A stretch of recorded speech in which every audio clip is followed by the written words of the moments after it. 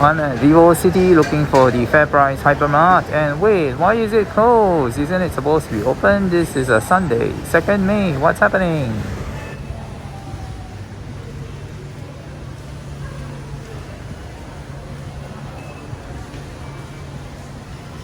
You can see that the Ntuc Fairprice is closed due to MOH advisory. COVID infectious person visited previously, so they closed it for 2 days for deep cleaning. Ciao ciao, bye bye. Closed for 2 days.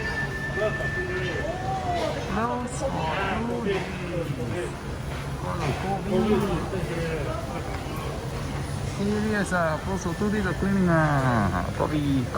COVID. Here we are.